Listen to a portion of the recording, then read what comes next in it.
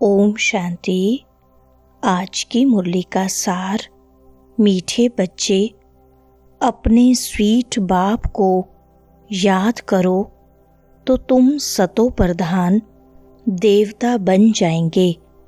सारा मदार याद की यात्रा पर है। प्रश्न है, जैसे बाप की कशिश बच्चों को होती है, वैसे किन बच्चों की कशिश सबको होगी? उत्तर है, जो फूल बने हैं। जैसे छोटे बच्चे फूल होते हैं, उन्हें विकारों का पता भी नहीं, तो वह सबको कशिश करते हैं ना।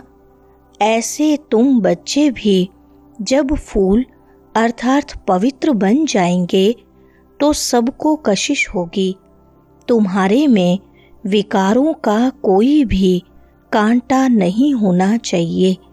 सुनते हैं मुख्य पॉइंट्स। पहली पॉइंट, यह कोई कॉमन सत्संग नहीं है। यहाँ बैठे हो, समझते हो, सत बाबा जिसको शिव कहा जाता है, उनके संग में बैठे हैं। यहाँ बैठे हो तो यह तो याद होगा ना कि हम आए हैं रेजुनेट होने, अर्थात यह शरीर बदल देवता शरीर लेने। आत्मा कहती है, हमारा यह तमो प्रधान पुराना शरीर है, इसे बदलकर ऐसा लक्ष्मी नारायण बनने का है। एम ऑब्जेक्ट कितनी श्रेष्ठ है। पढ़ाने वाला टीचर जरूर पढ़ने वाले स्टूडेंट से होशियार होगा ना। पढ़ाते हैं, अच्छे कर्म सिखलाते हैं तो जरूर ऊंच होगा ना। दूसरी पॉइंट, आत्मा याद करती है अपने स्वीट बाप को। बाप खुद कहते हैं, बच्चे मुझे याद करने से तुम सतो प्रधान देवता बन जाएंगे। सारा मदार याद की यात्रा पर है। बाप जरूर पूछेंगे ना, बच्चे कितना समय याद करते हो? याद करने में ही माया की लड़ाई होती है। तुम खुद समझते हो, यह यात्रा नहीं परंतु जैसे कि लड़ाई है। इसमें विघ्न बहुत पड़ते हैं। याद की यात्रा में रहने में ही माया विघ्न डालती है, अर्थात याद भुला देती है। कहते भी हैं, बाबा हमको आपकी याद में रहने में माया के तूफान बहुत लगते हैं। तीसरी पॉइंट, नंबर 1 तूफान है देह अभिमान का, फिर है काम, क्रोध, लोभ, मोह।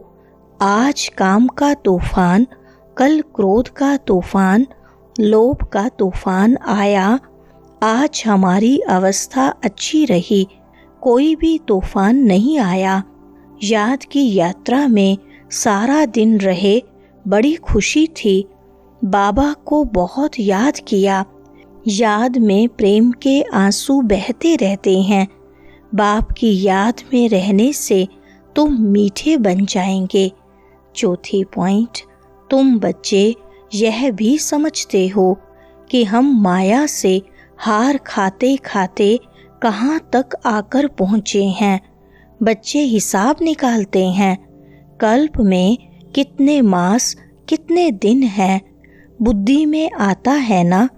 अगर कोई कहे लाखों वर्ष आयु है तो फिर कोई हिसाब थोड़ी कर सके। बाप समझाते हैं, यह सृष्टि का चक्र फिरता रहता है। इस सारे चक्र में हम कितने जन्म लेते हैं, कैसे डिनाइस्टी में जाते हैं, यह तो जानते हो ना। यह बिल्कुल नई बातें, नई नॉलेज है, नई दुनिया के लिए। 5वें पॉइंट, तुम बच्चे जानते हो हम सबसे न्यारी नॉलेज ले रहे हैं। हमको पढ़ाने वाला बिल्कुल न्यारा विचित्र है। उनको यह साकार चित्र नहीं है, वह है ही निराकार। तो ड्रामा में देखो कैसा अच्छा पार्ट रखा हुआ है। बाप पढ़ाए कैसे तो खुद बतलाते हैं। मैं फलाने तन में आता हूँ। किस तन में आता हूँ वह भी बताते हैं। मनुष्य पूछते हैं क्या एक ही तन में आएगा, परंतु यह तो ड्रामा है ना, इसमें चेंज हो नहीं सकती। यह बातें तुम ही सुनते हो और धारण करते हो और सुनाते हो। कैसे हमको शिव बाबा पढ़ाते हैं। छठी पॉइंट, अभी समझते हो हम आत्मा हैं, शरीर का भान छोड़ना है। कोई कोई बच्चे लिखते भी हैं, मुझ आत्मा ने यह काम किया, मुझ आत्मा ने आज यह भाषण किया, मुझ आत्मा ने आज बहुत बाबा को याद किया। वह है सुप्रीम आत्मा, नॉलेजफुल। तुम बच्चों को कितनी नॉलेज देते हैं। मूल वतन, सूक्ष्म वतन को तुम जानते हो। मनुष्यों की बुद्धि में तो कुछ भी नहीं है, तुम्हारी बुद्धि में है। रचता कौन है? इस मनुष्य सृष्टि का क्रिएटर गाया जाता है तो जरूर कर्तव्य में आते हैं। 7वीं पॉइंट, आत्मा सत चित आनंद स्वरूप है। आत्मा की सबसे जास्ती महिमा है। एक बाप के आत्मा की कितनी महिमा है। वही दुख हरता सुख करता है। मच्छर आदि की तो महिमा नहीं करेंगे कि वह दुख हरता सुख करता है, ज्ञान का सागर है। नहीं, यह बाप की महिमा है।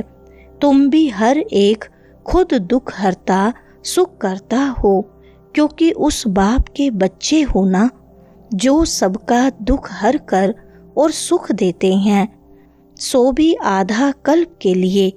8वीं पॉइंट, ड्रामा में एक पार्ट दो बारी नहीं हो सकता। बुद्धि में है, सारी दुनिया में जो पार्ट बचता है वह सब नया। तुम विचार करो, सतयुग से लेकर यहाँ तक के दिन ही बदल जाते, एक्टिविटी बदल जाती।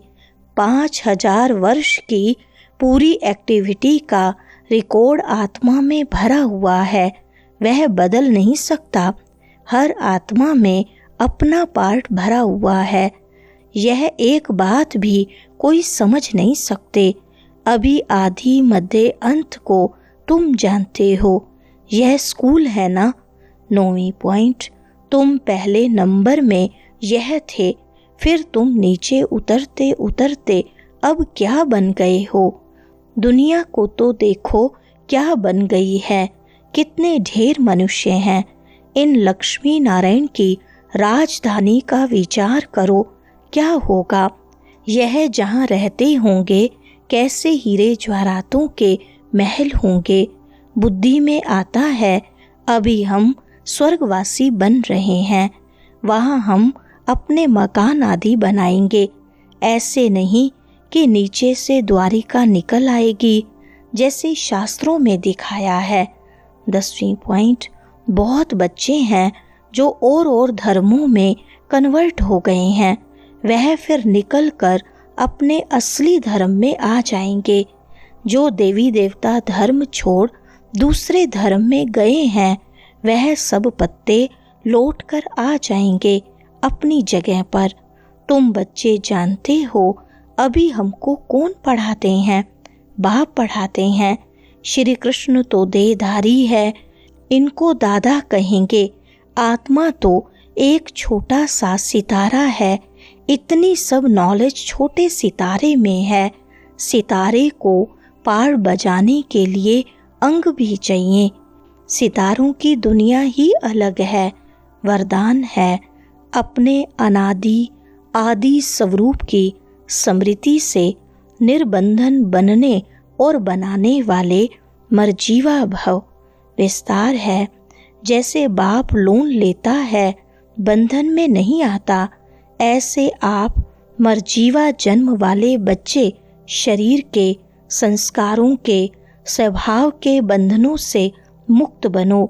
जब चाहें जैसे चाहें वैसे संस्कार अपने बना लो।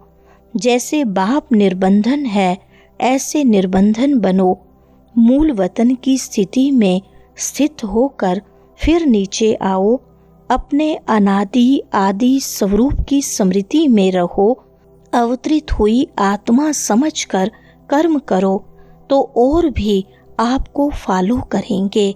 स्लोगन है, याद की वृत्ति से वायुमंडल को पावरफुल बनाना यही मनसा सेवा है।